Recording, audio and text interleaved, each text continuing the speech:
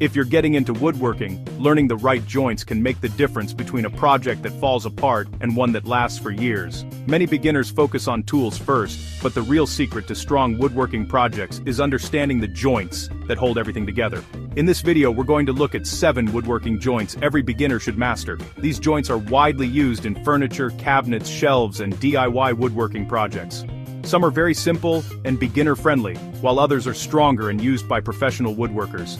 And, make sure you stay until the end, because the last joint on this list is one of the strongest joints used in woodworking. Let's start with the most basic one. The first joint is the butt joint. This is the simplest woodworking joint you can make. It's created by simply placing the end of one board against another board and fastening them together using screws, nails, or glue.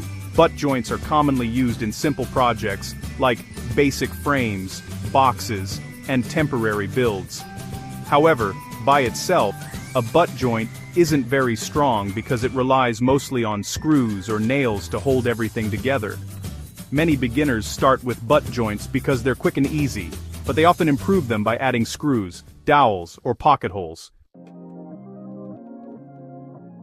Next is the pocket hole joint. This is one of the most popular joints among DIY woodworkers because it's both strong and beginner-friendly. A pocket hole joint is created by drilling an angled hole into one piece of wood and driving a screw into another piece. This technique creates a tight joint that pulls the boards together. Pocket hole joinery is commonly used when building cabinets, tables, frames, and furniture.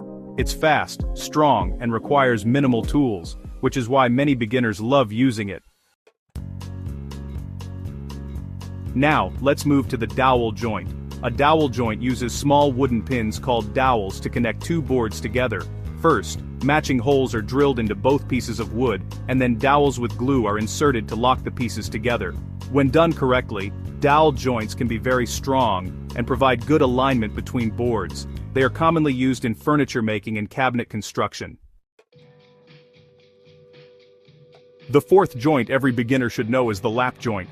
A lap joint is made by removing part of the thickness of two boards so that they overlap and sit flush when joined together. This increases the surface area for glue, which makes the joint stronger than a simple butt joint. Lap joints are commonly used in frames, workbenches, and structural woodworking projects. They're relatively easy to make and provide excellent strength. Next is the rabbet joint. A rabbet joint is created by cutting a step-shaped groove along the edge or end of a board so another board can fit into it. This joint is widely used in cabinets, drawers, and boxes. Because the boards interlock slightly, the joint becomes stronger and helps keep parts aligned during assembly. It also provides more glue surface than a simple butt joint.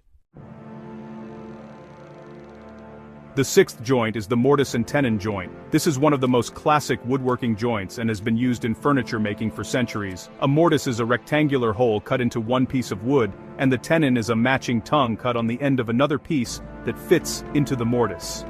When glued together, this joint becomes extremely strong.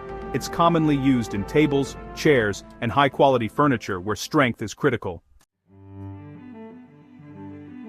And finally, the seventh joint is the dovetail joint. The dovetail joint is famous for both its strength and its beautiful appearance. This joint uses interlocking wedge-shaped pins and tails that prevent the boards from being pulled apart. Dovetail joints are often used in drawers, boxes, and fine woodworking projects. Because of their unique shape, they are extremely resistant to pulling forces. Although they require more skill to make, they are considered one of the strongest and most attractive joints in woodworking. So those are 7 woodworking joints every beginner should learn. Starting with simple joints like butt joints and pocket holes allows you to build projects quickly, while learning joints like mortise and tenon or dovetails helps you build stronger and more advanced furniture. As your skills improve, mastering these joints will give you much more flexibility in your woodworking projects. Now I'm curious about your experience. Which woodworking joint do you use the most in your projects? Let me know in the comments. And if you want to see the 10 woodworking tools every beginner needs, check out the next video on this channel, because those tools will help you build projects faster and more accurately. Thanks for watching, and I'll see you in the next video.